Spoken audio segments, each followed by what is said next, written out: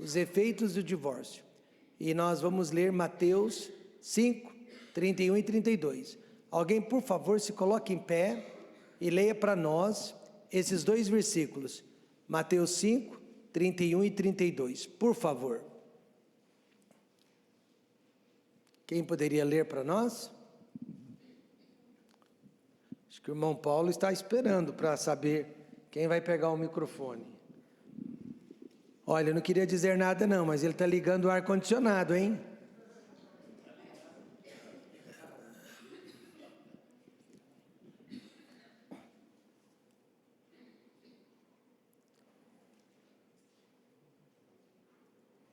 Também foi dito, olhar e deixar a sua mulher, dele arte de desquite.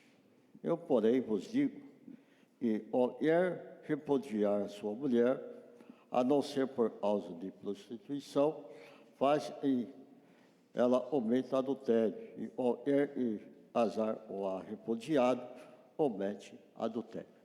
Viu que dificuldade? Versículos difíceis, né? Pai querido e glorioso, eu peço que abra o nosso coração, nosso entendimento, para entendermos o que o Senhor está nos ensinando aqui no Sermão da Montanha, e nos dê humildade, nos dê corações sensíveis, para aceitar a instrução de sua palavra. No nome de Jesus, amém. Os fariseus, eles queriam discutir sobre a justiça que eles estavam praticando diante de Deus. E Jesus já queria discutir sobre a justiça verdadeira do reino dos céus. Qual era a diferença entre eles? Muito simples. Os fariseus achavam que eram justos, mas só Jesus Cristo era o único justo entre eles. Por isso mesmo, Jesus disse no versículo 20, você se lembra semana passada? Porque vos digo que se a vossa justiça não exceder a dos escribas e fariseus, de modo nenhum entrareis no reino dos céus. E nós explicamos esta passagem na semana passada. Então, se o Sermão da Montanha tivesse acabado aqui, Felipe, com essas palavras, aquela multidão poderia ter ido embora com absoluta certeza que nenhum deles jamais seria salvo. Mas graças a Deus, o Sermão da Montanha não acabou aqui. Primeiro, Jesus precisou ensinar que não existe salvação em nós, ou na religião, e muito menos nas boas obras. Só existe salvação na pessoa dele, na obra que ele realizou por nós no Calvário. Para isso mesmo, ele precisou demonstrar que não só a multidão, mas todos os fariseus religiosos eram culpados de homicídio. Você se lembra disso? Eram culpados de adultério. Vocês se lembram disso? Homicídio, porque só de odiar alguém e ter raiva de alguém, você já deu o primeiro passo para se tornar um assassino. E adultério, porque só de atentar para uma mulher, você já cometeu o quê?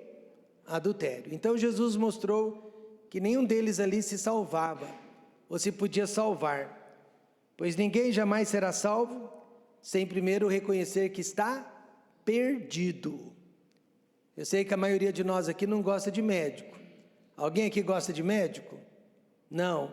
Mas na hora que a água começa a bater no pescoço, o que todos nós vamos fazer? Correr para o médico. E assim também é Deus. Você só corre para Deus quando você reconhece que precisa de Deus. Você reconhece que está perdido. O terceiro assunto de Jesus foi sobre o divórcio.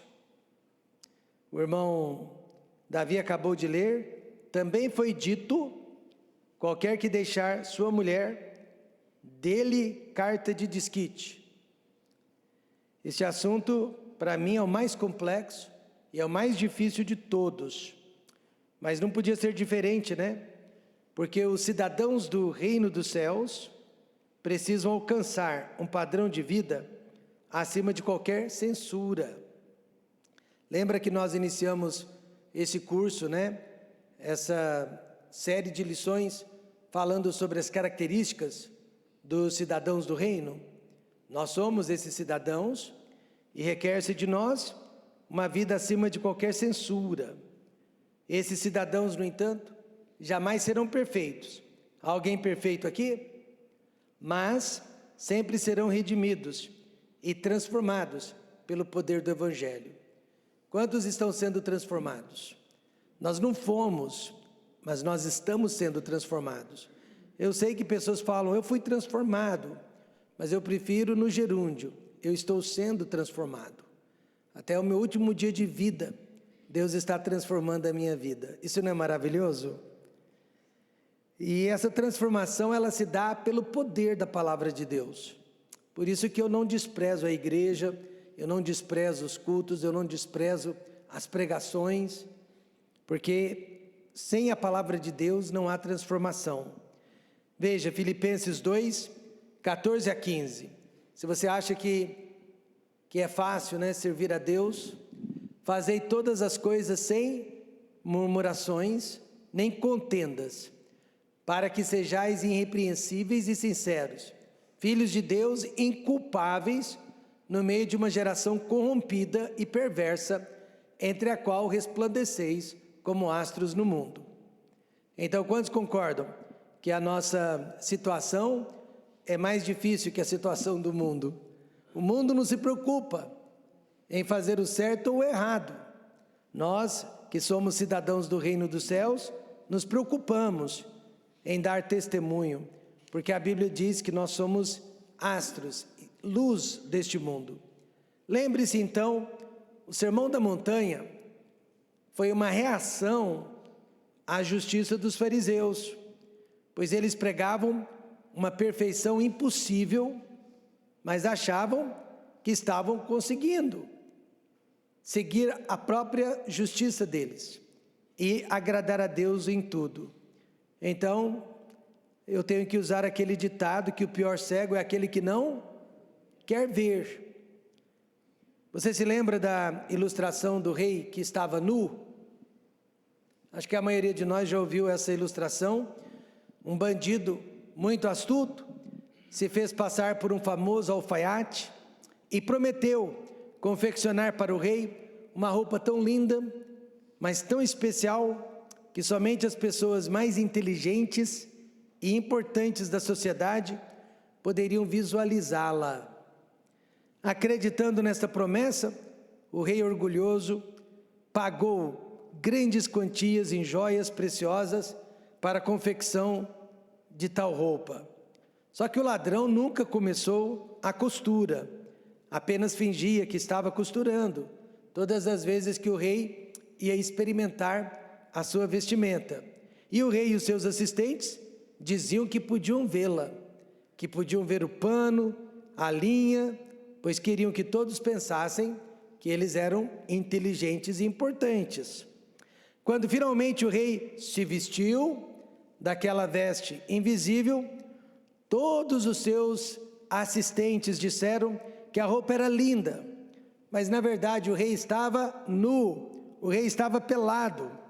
Quando saiu do palácio, uma criancinha pura e inocente gritou: "O rei está pelado!"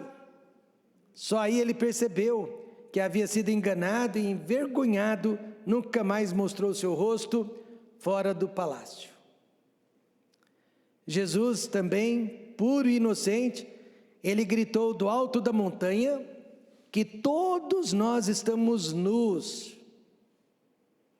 A única roupa que pode vestir a nossa vergonha é o sangue que ele derramou por nós na cruz do Calvário. Amém, irmãos? Todos nós estamos nus. Não adianta se enganar com a sua religião, com as suas boas obras. Não adianta se enganar com a sua educação acadêmica, com a sua inteligência, com as suas habilidades, com a sua experiência de vida. A única roupa que pode cobrir a nossa vergonha é o sangue do Senhor Jesus Cristo. Então veja, em primeiro lugar, o ensinamento tradicional da lei sobre o divórcio. Jesus iniciou dizendo: também foi dito, qualquer que deixar sua mulher, dê-lhe carta de desquite. A lei a respeito de divórcio sempre foi muito severa, sempre foi muito difícil. Por esta razão, Até alguns anos atrás, e não faz muito tempo, a Igreja Católica, bem como a grande maioria das igrejas evangélicas, não aceitavam a membresia de pessoas divorciadas. Quantos se lembram disso? Os divorciados, eles podiam ser congregados, mas eles não podiam ser membros. Mas esta prática tem mudado bastante. Caso contrário, as igrejas ficariam vazias. Eu contei para vocês de um colega meu de ministério que me ligou perguntando como que nós fazíamos aqui, porque no caso dele, a igreja dele já há mais de 80 anos tinha essa regra, que divorciado era congregado, mas não podia ser membro. E com isso ele estava perdendo muitas e muitas famílias da igreja. Expliquei para ele como que nós fazíamos aqui, e ele imediatamente levou a sugestão para a diretoria da igreja, e a igreja deles hoje pratica o que nós praticamos. Você sabia que só no Brasil tivemos mais de 350 mil divórcios no ano de 2018? Depois disso não sabemos, né? Acho que ainda não saiu um novo censo. E você sabia que os casamentos, em média, estão durando no máximo 14 anos? Sabendo disso, sabendo que a família é o pilar da sociedade, sabendo que a família é a instituição mais importante que existe sobre a face da terra, mais importante que a igreja, o diabo tem atacado a família de todas as formas. É a partir da família que surgem todas as bênçãos do mundo e todas as maldições também. Veja, os fariseus viam o casamento como se fosse apenas um pedaço de papel. Dê-lhe carta de desquite. Não gostou da mulher? É só escrever uma cartinha a despedindo. Esta carta era um certificado desfazendo o concerto entre um homem e uma mulher. Mas como sempre, né? Os homens retiram o que eles gostam da palavra de Deus e ignoram o que eles não gostam ou não aceitam. Veja que nenhuma mulher podia dar uma carta de desquite para o marido. Só o marido tinha permissão de desquitar-se ou de se separar da mulher, de acordo com esta interpretação dos fariseus. Ainda bem que Jesus apareceu, amém, irmãos? Jesus, como sempre, acabou com a festa deles. Agora veja Mateus 19:8. Veja se Jesus não acabou com a festa deles. Porque para eles bastava uma cartinha, casamento desfeito. E Jesus disse: Moisés, por causa da teimosia dos vossos corações, vos permitiu divorciar vossas mulheres. Agora olha só, mas ao princípio não foi assim. Mas ao princípio não foi assim. E ao princípio, alguém sabe do que se refere? Ao princípio? Alguém já estudou hermenêutica? Os advogados já, né? Vocês estudaram a lei da primeira menção? O que é a lei da primeira menção? É a lei que Jesus está defendendo nesse momento. A lei da primeira menção, ao princípio, se refere à vontade perfeita de Deus.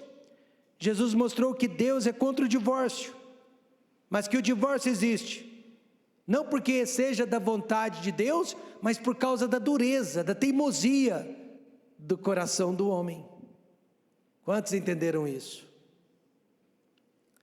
O divórcio não existe porque Deus o permitiu, mas sim porque o homem insistiu em se divorciar. Porém, os fariseus, eles habitavam apenas naquela parte que dizia, dê-lhe carta de desquite, ao invés de habitar naquela parte que diz, mas ao princípio não foi assim. Esta é a diferença, então, entre os homens perdidos e os verdadeiros moradores ou cidadãos do reino dos céus. Ambos são imperfeitos, ambos têm um passado, mas só os cidadãos dos céus procuram seguir a vontade de Deus desde o princípio, e não o que virou dela, né, ao longo dos anos. Os fariseus chegaram a colocar a culpa em Moisés. Olha o que eles disseram para Jesus: Moisés mandou dar-lhe carta de divórcio e repudiá-la. O quê? Mas Moisés mandou você divorciar a sua esposa? No jargão jurídico, Cleto, você que já fez direito, no jargão jurídico isso se chama teoria do domínio do fato. Isso cai na OAB, não cai? Explique a teoria do domínio do fato.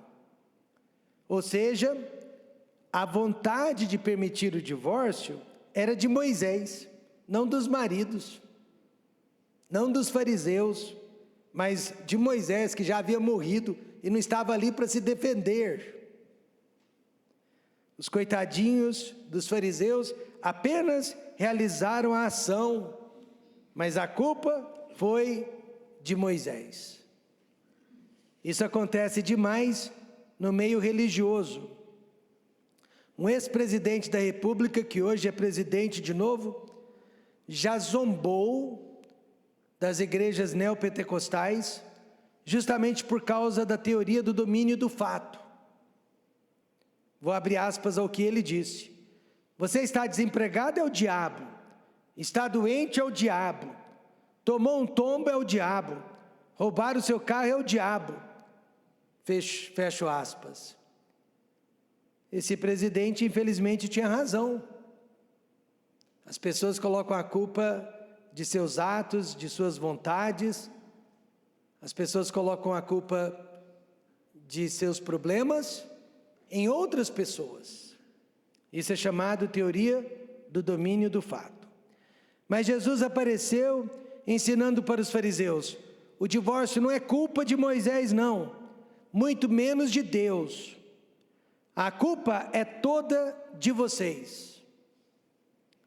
Este ensinamento foi um golpe tão duro nos homens judeus, na sociedade judaica machista, que naquela hora, até os discípulos, cidadãos do reino dos céus, sentiram a pancada. Aí quando eles viram que Jesus estava dificultando o divórcio ao máximo, sabe qual foi a conclusão deles? Veja, Mateus 19:10. Se assim é a condição do homem relativamente à mulher, não convém, diga alguém. Exatamente. Se você entra no casamento pensando que pode se divorciar, não se case então. Não desgrace a vida de uma mulher, porque você entra no casamento pensando: se não der certo, eu me separo dela e me caso com outra, ou vice-versa. Muitas mulheres também estão entrando no casamento com essa mentalidade. Então os discípulos estavam certos. Melhor então que não se case. Mas se você entrar no casamento, e eu digo isso até para quem está no segundo casamento, tem que ser para sempre, amém, irmãos? Tem que ser para sempre. Realmente quem enxerga o casamento como apenas um pedacinho de papel, não merece jamais se casar e constituir uma família. Este era o caso dos fariseus. Eles estavam vendo o casamento apenas como um pedacinho de papel. Aí Jesus chegou e azedou, o leite deles. Além disso, o que a lei realmente ensinava sobre o divórcio? Vamos ler o que a lei ensinava sobre o divórcio? Prontos? Quando um homem tomar uma mulher e se casar com ela, então será que, se não achar graça em seus olhos, por nela encontrar coisa indecente, far-lhe-á uma carta de repúdio, que quer dizer divórcio, ele a dará na sua mão e a despedirá da sua casa. Se ela, pois, saindo da sua casa, for em se casar com outro homem, olha a celeuma, e este também a desprezar, e lhe fizer carta de repúdio, coitada dessa mulher, ele a der na sua mão e a despedir da sua casa, ou se este último homem que a tomou para si por mulher vier a morrer, então Seu primeiro marido, que a despediu, não poderá tornar a tomá-la, para que seja sua mulher, depois que foi contaminada, pois é abominação perante o Senhor. Assim não farás pecar a terra que o Senhor teu Deus te dá, por herança. E esse texto se encontra em Deuteronômio 24, versos 1 a 4. Então é isso que a lei explica sobre o divórcio. Aí você percebeu que dos versos 1 a 3, estão apenas descrevendo uma situação em particular. Somente no versículo 4, Moisés mostra o que não deveria ser feito. Esta passagem está simplesmente proibindo o marido de se recasar com a mulher que já foi esposa dele, mas depois de outro. Por quê? A razão é muito justa, pois é abominação, contaminação perante o Senhor. Então veja, 6 efeitos devastadores do divórcio. Por que Deus, desde o princípio, dificultou o divórcio? Primeiro, nada será mais como antes.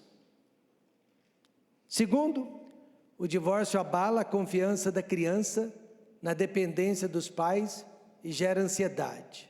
Terceiro, a criança alimenta a esperança de ver seus pais juntos de novo. Quarto, o adolescente tende a reagir com rebeldia. E quinto, habilidades sociais mais pobres. E sexto, maiores taxas de divórcio em filhos de pais divorciados. Então, você já está divorciado? Não tem problema, mas pelo menos quantos concordam que o divórcio não é um bom negócio? Está na Bíblia. O divórcio não é um bom negócio. Por essas e outras razões, Deus nunca facilitou o divórcio. É isso que eu quero mostrar para os casais da nossa igreja e para os que nunca se casaram, que Deus não facilita o divórcio. E muitas pessoas esperam que a igreja facilite. Ora, se Deus não facilita, por que a igreja vai facilitar? Os escribas e fariseus fizeram pouco caso do casamento. E eles achavam que bastava escrever uma cartinha de despedida.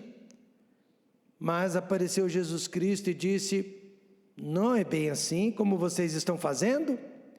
Veja o que Jesus realmente ensinou sobre a doutrina do divórcio. O ensinamento prático do legislador, do próprio Deus, quem fez a lei sobre o divórcio. Eu, porém, agora quem está falando? Jesus, não é mais Moisés, não é mais os anciãos de Israel, agora é o próprio Deus falando. Eu, porém, vos digo, vamos prestar atenção nisso, que qualquer que repudiar sua mulher, que se divorciar da esposa, a não ser por causa de prostituição, faz que ela cometa adultério, e qualquer que casar com a divorciada, comete adultério. Agora é Jesus falando. Israel estava dividido naqueles dias sobre a questão do divórcio. Havia 2 escolas de teologia em Israel.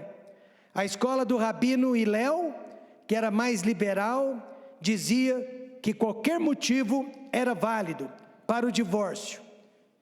Qualquer razão. Aí havia a escola do rabino Shammai, mais conservadora, dizia que somente o adultério servia de base para o divórcio. Mas veja, as 2 escolas reconheciam a realidade do divórcio e não era possível escondê-lo. O divórcio existia, fazia parte da sociedade e nós temos que saber o que vamos fazer a respeito disso. Mas aí apareceu a escola do rabino Jesus Cristo. Amém, irmãos? Aí apareceu o rabino Jesus Cristo, ele falou sobre este assunto. Então o que eu quero dizer nesta manhã, nem a escola de Hilel, nem a escola de Shammai gostaram da resposta de Jesus. E qual foi a resposta de Jesus? Foram 4, escutem. Primeiro, O casamento foi criação de Deus entre um homem e uma mulher. Amém, irmãos? Casamento é criação de Deus. Casamento não é invenção do homem.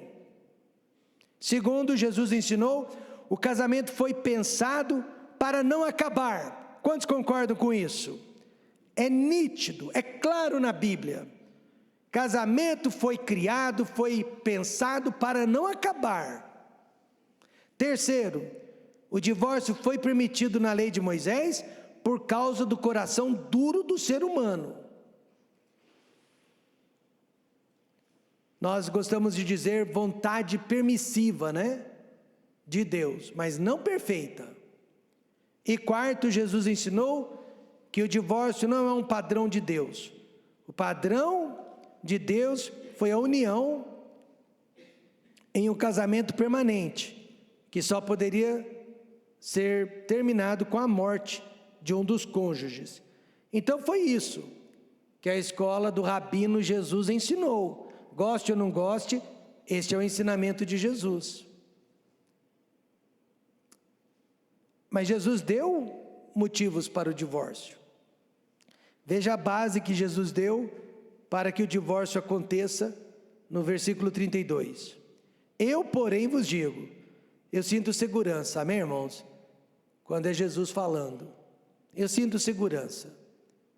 Eu, porém, vos digo que qualquer que repudiar sua mulher, a não ser, olha a base, a não ser por causa de prostituição, faz que ela cometa adultério, e qualquer que casar com a repudiada comete adultério. Então a única base para o divórcio aos olhos de Deus é a prostituição.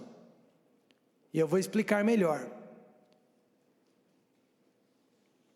A base não é uma cartinha, né, de desquite, muito menos a má vontade do marido, porque ele achou alguma coisa feia na esposa, mas somente se houver adultério e adultério impenitente. Agora olha que curioso, a palavra mais correta aqui não seria prostituição nem adultério. A palavra mais correta aqui seria fornicação. Por que fornicação? Porque fornicação abrange todos os tipos de pecado sexuais. Mas adultério também serve, ou prostituição também serve, porque você sabia que adultério não significa apenas infidelidade sexual? Na Bíblia, adultério significa qualquer tipo de traição para com o seu cônjuge. Como sabemos disso? Porque Deus acusou Israel de adultério quando Israel se envolveu com outros ídolos. Com certeza o adultério de Israel não foi um adultério físico, né? Foi um adultério espiritual. Mas é a mesma palavra. E o apóstolo Paulo disse para a igreja de Corinto, veja, 1 Coríntios 7,15, mas se o descrente se apartar, aparte-se, porque neste caso o irmão ou irmã não está sujeito à servidão, mas Deus chamou-nos para a paz. E o contexto aqui é do casamento. E Paulo disse que se algum marido ou esposa descrente, perdido, abandonar o marido ou esposa que é crente, salva, então aquele marido e aquela esposa que são salvos estão livres.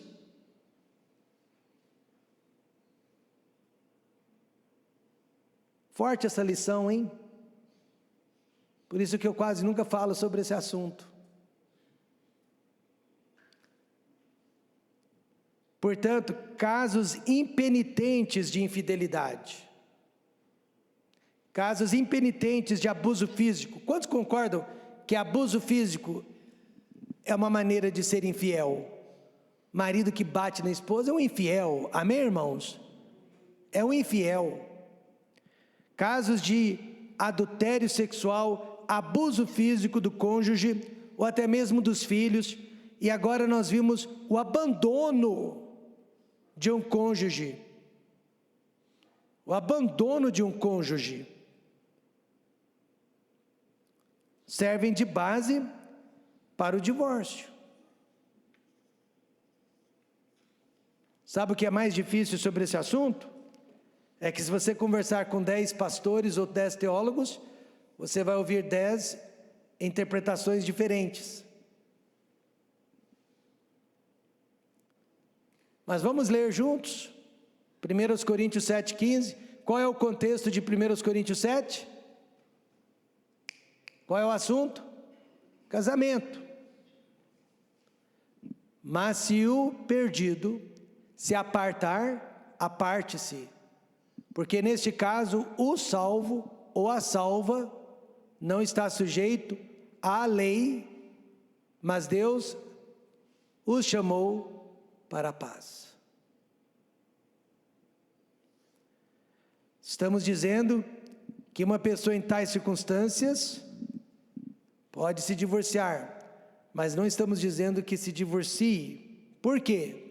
Porque em 1 Coríntios 7 também, antes do divórcio, Paulo recomendou, diga alguém, começa com R, reconciliação. O primeiro passo não é o divórcio, o primeiro passo é a reconciliação. Um jovem senhor veio parar em nossa igreja em Goiânia, divorciado. Aí ele me perguntou se teríamos problemas com isso. E eu disse para ele, claro que não, meu irmão. Mas em seguida eu lhe perguntei, porém aqui nesta igreja, nós ensinamos que Deus odeia o divórcio. Você teria problemas com isso? Aí ele respondeu, claro que não, pastor. Aliás, é o que eu mais quero para os meus filhos, pois não quero que eles jamais passem pelo que eu passei. Hoje esse homem já morreu, virou cinzas, o corpo dele realmente foi cremado, e os 3 filhos que ficaram na nossa igreja estão bem casados, graças a Deus. Então, meus amados, como é difícil falar sobre esse assunto, porque é um assunto que mexe com a maioria de nós, mas nós temos que entender o que Deus nos ensinou desde o princípio sobre o casamento. Quantos concordam? O casamento é sagrado? Pelo menos isso, pelo menos isso. Veja o estado permanente de adultério que Jesus descreveu. Faz que ela cometa adultério e qualquer que casar com a repudiada comete adultério. Então Jesus deixou bem claro que aqueles homens que haviam se divorciado apenas por causa de um pedacinho de papel, sem base bíblica, não só estavam vivendo em adultério, dentro de um novo casamento, como também colocando a esposa ou a ex-esposa na mesma situação, caso ela se casasse novamente. Então não vale a pena mexer com isso.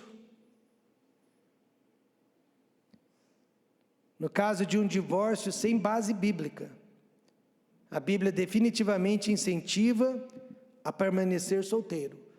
Eu vou me casar, mas se não der certo, então não se case não, fique solteiro. Ou tente uma reconciliação no lugar do divórcio. É o que a Bíblia ensina. Quantos aqui já foram vítimas do divórcio? Tanto você mesmo ou você veio de lares divorciado? Eu também. Muito bem. Então todos nós sabemos o que significa um divórcio. Eu nunca encontrei um divorciado que dissesse, pastor, é maravilhoso. Todas as pessoas que já se divorciaram, todas, sem exceção, até hoje me disseram, pastor, é uma coisa terrível. Não é bom, não faz bem para ninguém. Mas e aí? Já me divorciei, o que eu vou fazer da minha vida? Começar tudo de novo, amém, irmãos? Começar com os princípios agora. Sua segunda esposa, seu segundo esposo, tem que ter a segurança de que esse casamento é para sempre. Mas a estatística diz que quem se casou uma única vez tem 50% de chance de se divorciar. Ruim, hein? Roxane e Bruno acabaram de se casar, mas na estatística tem 50% de chance de que não vai dar certo. Ruim demais, né? Mas a mesma estatística diz que quem se casou pela segunda vez, a possibilidade de divórcio é 75%. Pior ainda. E quem já se casou 3 ou mais vezes, 95% de chances que vai se divorciar de novo. Porque o problema só muda de endereço. Por isso que é bom nós aprendermos a dependermos de Deus, sermos fiéis a Deus, para que o relacionamento atual seja permanente. Seu esposo, sua esposa, neste exato momento precisa de segurança. E uma esposa, uma vez, muito medo de perder o marido, me perguntou: pastor, qual é a certeza de que eu não vou perder o meu marido, de que meu marido não vai me trair? E eu disse para ela: certeza absoluta não existe, mas a melhor segurança é você ajudar o seu marido a ser um homem de Deus. Ajude o seu marido a ser fiel a Deus, temente a Deus. Essa é a maior segurança que você vai ter no casamento, porque o marido temente a Deus, fiel a Deus, vai ser fiel a você também. Mas ela não seguiu o meu conselho. Ela, na verdade, levava o marido para passear todo final de semana. Eles davam pouquíssima atenção para a igreja. Consequentemente, os dois se divorciaram, sim. Antes ele a traiu várias vezes.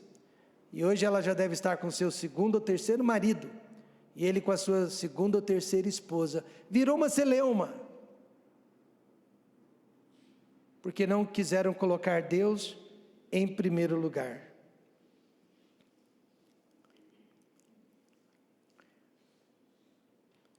Olha, o que eu vou dizer aqui parece até coisa do regimento interno da igreja, né, que eu li recentemente. Eu quero que você escute isso. Ao mesmo tempo, é a minha visão de que Deus oferece a sua misericórdia e graça para a parte inocente de um divórcio e permite que essa pessoa inocente se case novamente, sem que ele ou ela seja considerado um adúltero. Fecho aspas. Quantos entenderam o que eu disse? Alguém não entendeu? Alguém não entendeu o que eu disse? Agora veja, o problema é que na maioria das vezes, só Deus sabe quem é a parte inocente. Viu a dificuldade, Walter? Só Deus sabe quem é a parte inocente.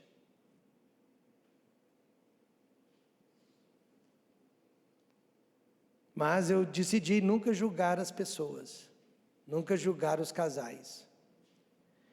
A justiça dos fariseus dizia que o homem pode divorciar a esposa, né? Aí a justiça do reino dos céus já diz que o homem ou a mulher não pode se divorciar um do outro, a não ser que haja uma base bíblica para o divórcio. A justiça dos fariseus dizia que o homem pode se casar novamente depois do divórcio. Aí a justiça de Jesus diz que o homem e a mulher só pode contrair um novo casamento se for a parte inocente da separação. Difícil, né? Muito difícil. Acho que é por isso, pastor Márcio, que as igrejas não falam mais sobre isso, né? Os pastores nem mexem mais nesse assunto. E se é difícil para nós, foi difícil para quem ouviu pessoalmente naquele dia. Veja, Mateus 19, 10 a 11. Disseram-lhe seus discípulos. Jesus dificultou tanto o divórcio, mas tanto. Olha a conclusão dos discípulos.